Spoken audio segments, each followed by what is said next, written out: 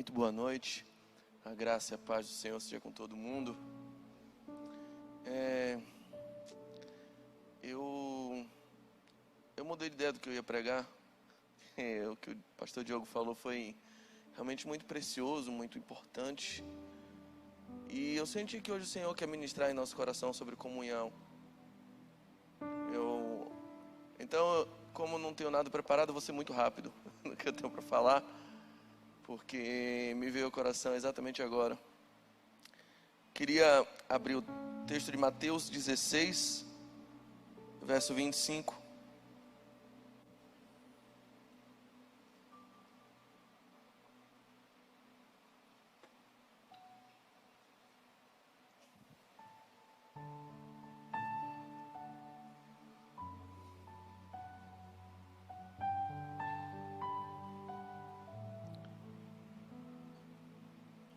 Quem está no fundo consegue me ouvir bem? Acho que eu estava falando muito distante do microfone e não estavam entendendo. Eu pedi para abrir em Mateus 16, 25.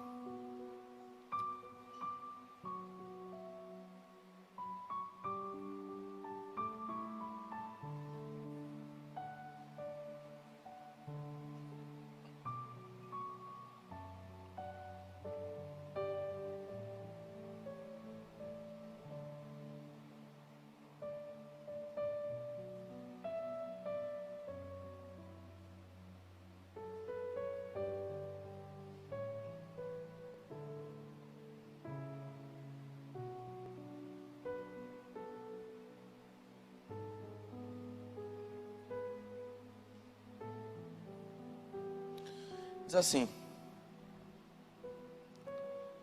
pois aquele que quiser salvar a sua vida, a perderá.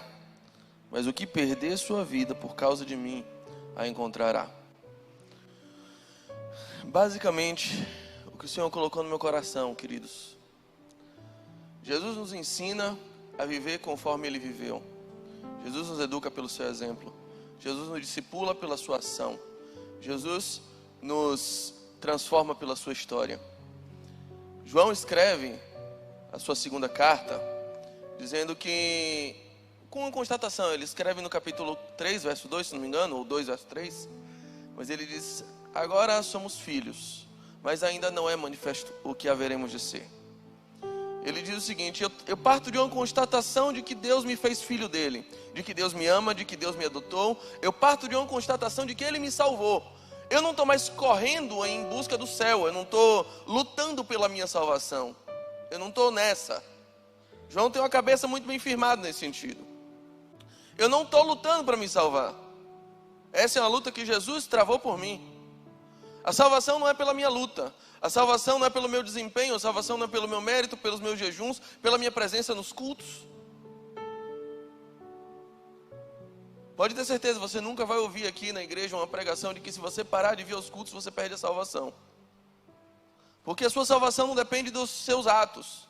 A sua salvação é uma obra meritória só de Cristo. Nós não somos salvos por aquilo que fazemos, mas por aquilo que Ele fez por nós. É pela graça que sois salvos, por meio da fé. Isso é dom de Deus, não vem de nós, não vem das obras para que ninguém se glorie. Nós não estamos lutando para ir para o céu. Nós não estamos lutando para ser filhos, para ser salvos. Essa é uma luta que Cristo já nos deu. Ele lutou, ganhou, venceu e deu de graça para a gente. Por isso que salvação é pela graça. Nós estamos lutando agora por outra coisa, para ser cada dia mais parecido com Cristo. Cristo nos educa pela sua história, pelo seu exemplo, pelo seu legado e pela sua natureza impressa em nós. Quando Ele nos salva, Ele não nos dá apenas um passaporte que nos livra do inferno. Seguir a Cristo para fugir do inferno é muito pouco. E aliás, é uma das atitudes mais mesquinhas que alguém pode ter, porque parece que Cristo é o que sobrou. Pelo menos eu não vou para o inferno, né? Tem que aturar aqueles cultos chatos, aquela vida chata. Pelo menos eu não vou para o inferno. Nunca foi esse o plano de Deus. Cristo veio para dar vida e vida em abundância. Aí Ele faz um chamado para viver uma vida parecida com a dele. Aquele que quiser vir após mim, todos os dias, negue-se a si mesmo, tome sua cruz e siga-me. Tomar a cruz é carregar consigo um instrumento que vai te levar à morte. Cristo te chama para que você carregue a cruz e morra cada dia um pouco mais para que Ele viva em você, até chegar num nível tão grande que você possa dizer a mesma coisa que Paulo disse: já não sou mais eu quem vivo, mas é Cristo que vive em mim. O grande problema é que a nossa caminhada cristã, no mais das vezes, é uma caminhada daquele que tenta se salvar. É uma caminhada daquele que todos os dias está tentando garantir o seu lugar no céu, como se isso já não tivesse garantido. Só que aí que está o grande problema, porque Jesus diz: aquele que tentar se salvar, esse é o que vai se perder. Nós somos educados a fugir do pecado pelo medo do inferno. Nós somos educados a não maltratar o irmão, porque senão Deus te manda para o inferno. Nós somos educados a não pecar pelo medo do inferno. Isso é qualquer coisa menos o sentimento de um filho. Eu vou lhe dizer, hoje eu tive um dia bem trabalhoso. Hoje meu filho me deu trabalho. Nosso Deus. Eu e Ana, a gente suou um pouquinho hoje, um bocado. Mas em momento nenhum pareceu que ele estava com medo de deixar de ser filho. Ele parecia temeroso dos castigos, temeroso da reprimenda, mas ele não pareceu: ih, rapaz, será que ele vai deixar de ser meu pai? Será que ela vai deixar de ser minha mãe? A gente carrega esse medo. A gente carrega o medo de, no primeiro erro que você cometer, aparecer um Deus que simplesmente vai te rejeitar e diz: não sou mais seu pai, cansei. Porque o nosso raciocínio não é de filho, é de servo. O servo tem esses medos. Se você errar 2 vezes numa semana, na primeira você tomou advertência, na terceira você tomou justa causa. A gente carrega o tempo todo o medo da justa causa. E a justa causa você chama de inferno. Então por causa disso a gente vive tentando se salvar. E tentando se salvar, a gente elege muitas vezes o outro como inimigo para tentar se salvar. A gente luta contra o outro para preservar a nossa vida. Eu aconselho muito jovens namorando ou casais. O que a gente faz quando está numa luta daquela? Para você não entrar na carne, você começa a eleger ele como inimigo. O homem casado que está num local de trabalho e aparece uma tentação ali, aí ele olha para aquela mulher e diz: eu tenho que lutar contra ela, porque senão Deus me manda para o inferno. A gente elege o outro como inimigo, porque a gente está tentando se salvar. Quando na verdade Jesus nos chama bem claramente, um texto que lemos, para lutarmos contra nós mesmos, a fim de tentar salvar o outro, da mesma forma que Ele já nos salvou. A graça não é aquilo que vem te fazer um favor. A graça é aquilo que vem te tornar favorável ao mundo. É por isso que deve haver em nós o mesmo sentimento que havia em Cristo. O de que, sendo Deus, estando salvo, estando pleno, estando num trono, se diminuiu, se esvaziou e se esvaziou. Até o ponto de se tornar homem e de se tornar o mais indigno dos homens e de experimentar uma morte e uma morte de cruz. E aí Cristo nos chama para ter esse mesmo sentimento, porque não foi por acaso. Cristo abandona o divino e entra no carnal, para nos tirar do carnal e nos elevar ao divino. Cristo traça um caminho de morte para levar o outro, e o outro era eu, a um caminho de vida. A primeira coisa que Ele nos ensina é abandonarmos o medo. O medo da rejeição, o medo do inferno, o medo da morte.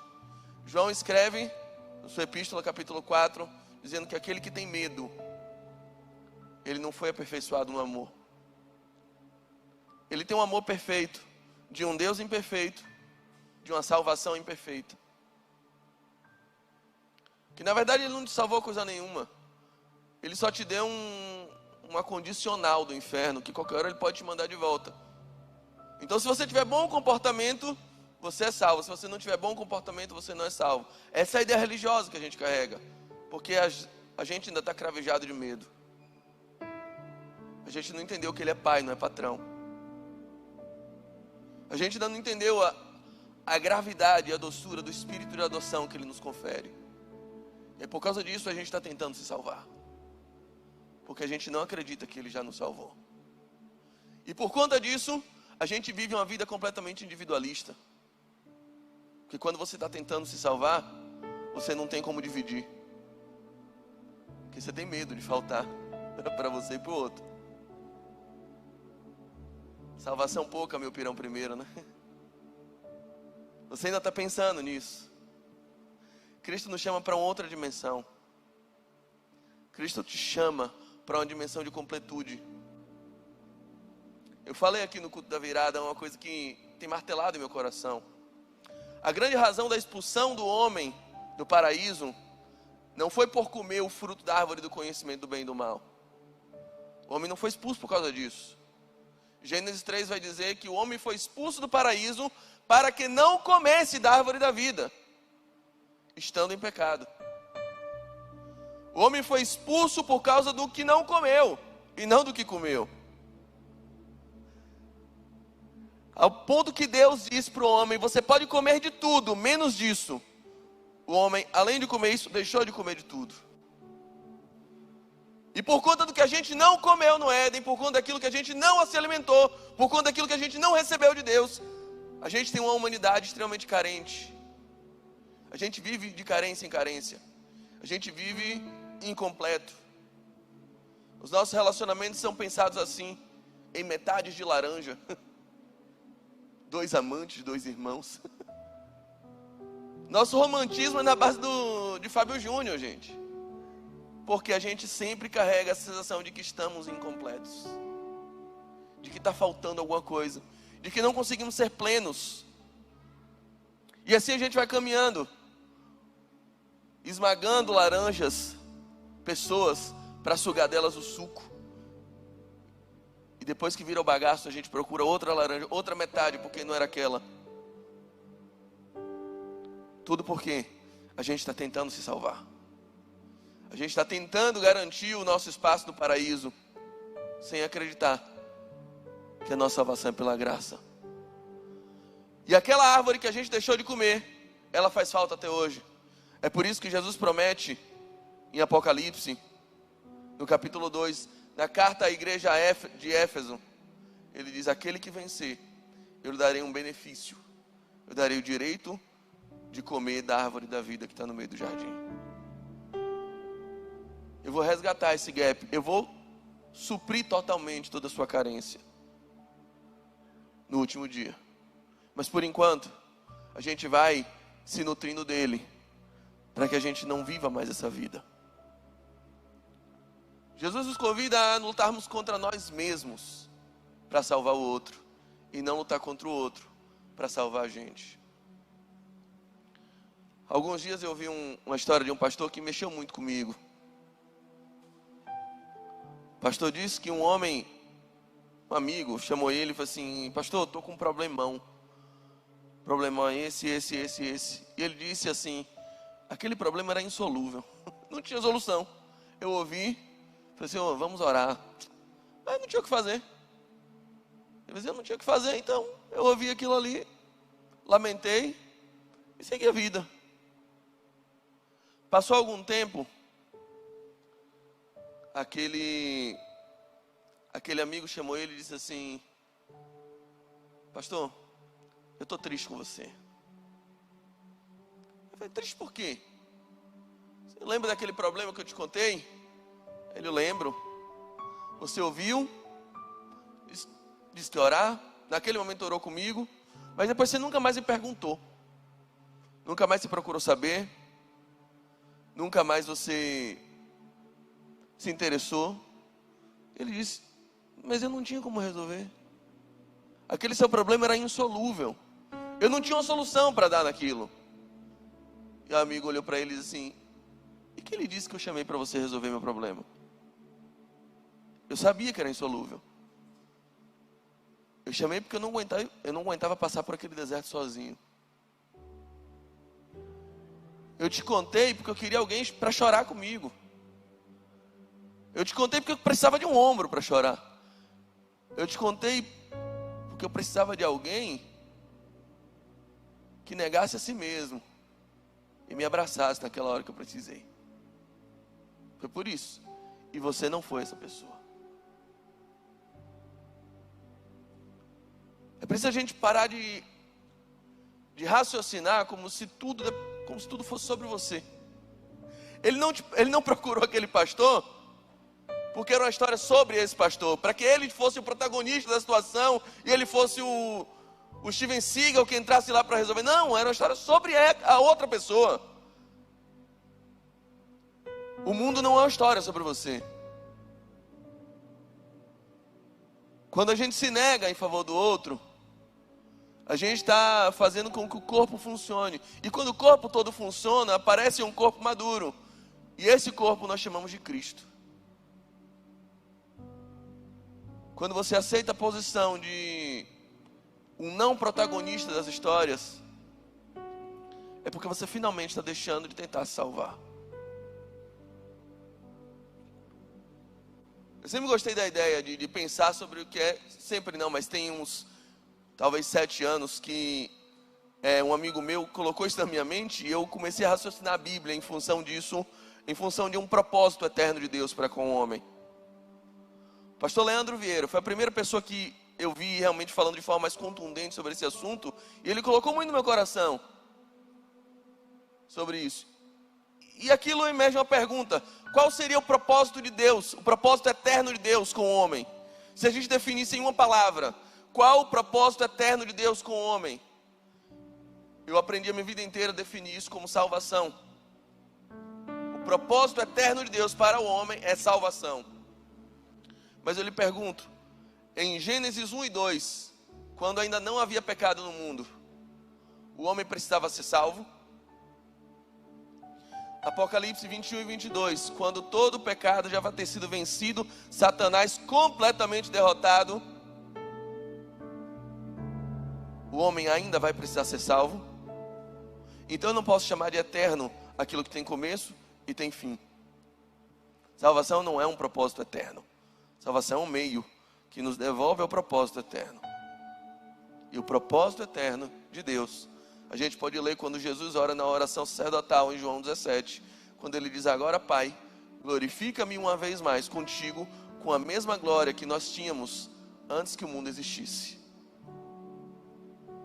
Antes que o mundo existisse, antes que igreja existisse, antes que salvação, antes que pecado existisse, antes que louvores existissem, havia comunhão. Havia uma glória que o Pai e o Filho dividiam na eternidade, para que ambos, junto com o Espírito Santo, para que esses três concordassem em um.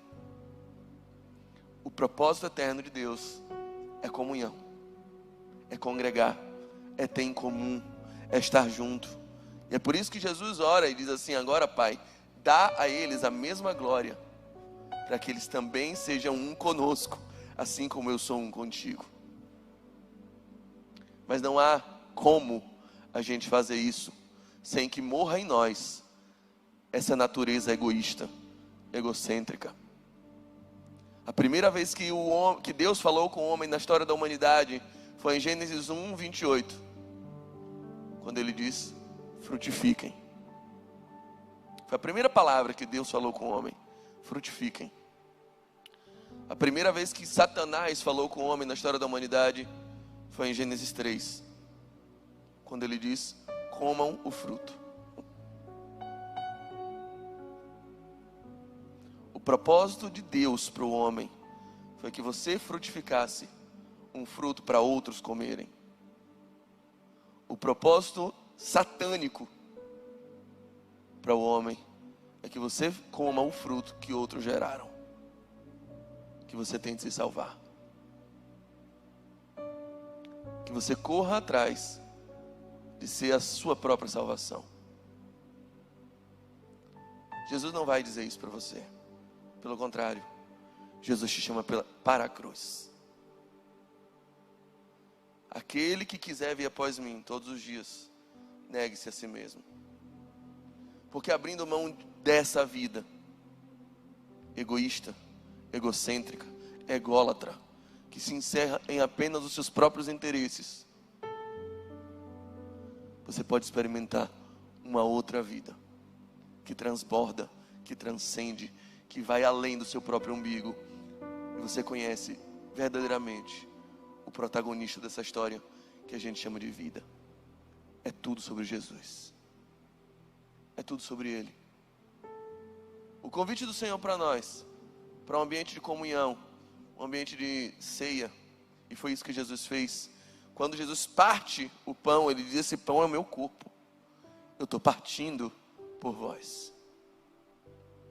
O convite que o Senhor faz para cada um de nós, um dia como esse, é que você se parta em favor de alguém, é que você se divida, é que você se sacrifique por qualquer outra pessoa que não você mesmo, porque fazendo isso, você está fazendo por Ele. Você está fomentando que o corpo saudável de Cristo, o corpo sem anomalias, o corpo sem deficiências, um corpo sem amputações, um corpo onde não tem um membro muito maior que o outro, um corpo em unidade, aí Ele apareça. Feche seus olhos, curve sua cabeça.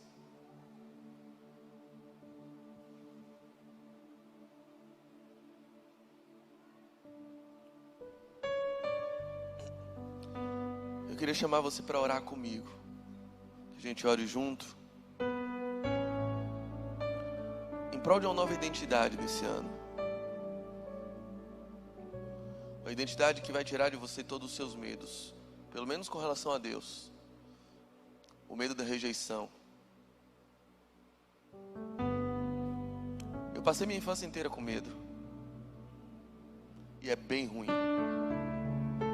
É difícil você achar quem nasceu no Evangelho, nasceu na igreja cristã e nunca sonhou que Jesus voltava e você ficava. Nossa Deus, isso foi minha infância inteira. Porque eu vivia com medo. Hoje eu não tenho mais medo.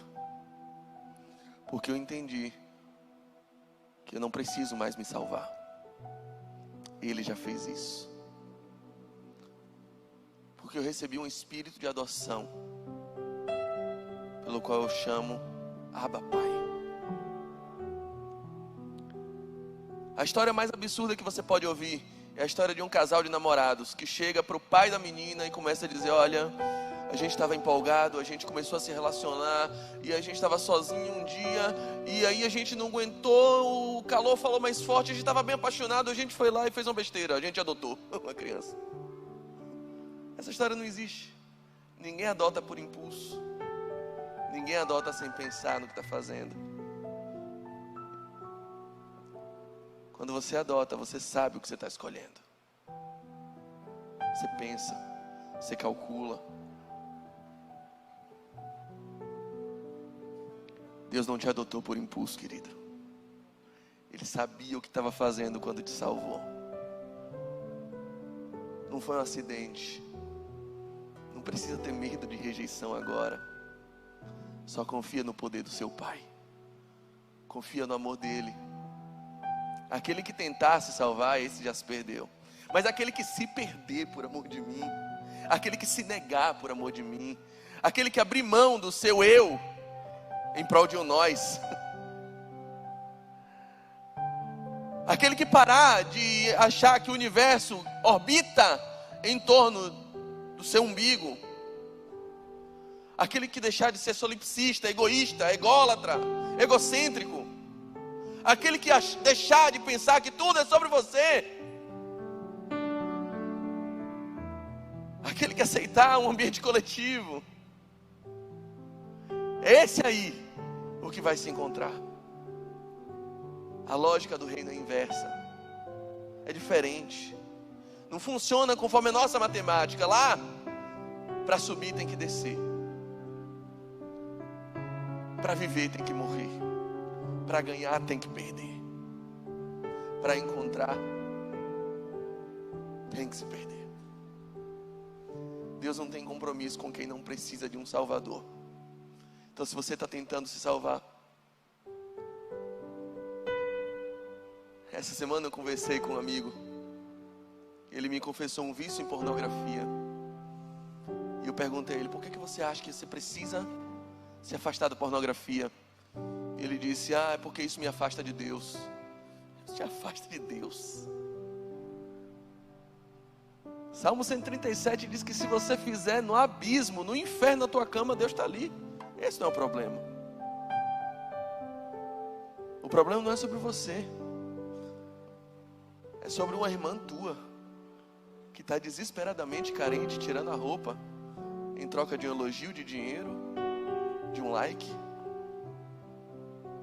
E você não sacrifica teu desejo por ela. Você acha que ela é teu inimigo. Seu inimigo é você mesmo. Você não tem que matar ela para se salvar. Você tem que se matar para salvar ela.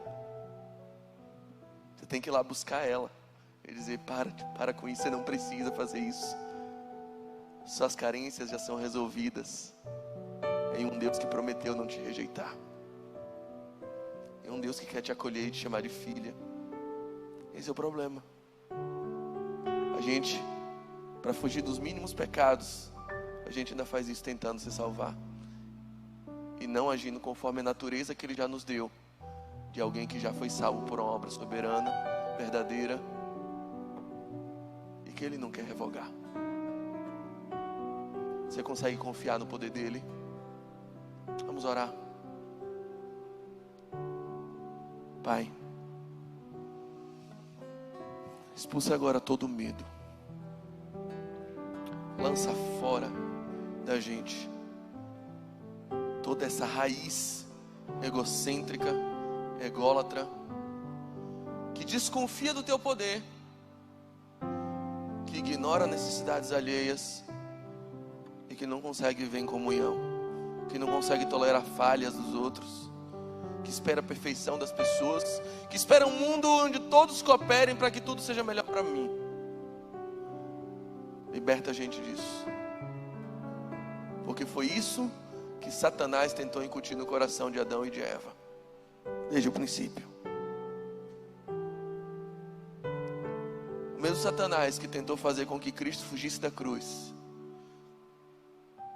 é aquele que tenta tirar do nosso coração as renúncias, a tolerância, a comunhão e a coletividade. Mas nós declaramos que Ele já está derrotado em nome de Jesus. E que o Senhor possa estar nos elevando a uma outra forma de vida, vivendo para Ti, pela cruz, porque sabemos o alto preço que foi pago para sermos um nós.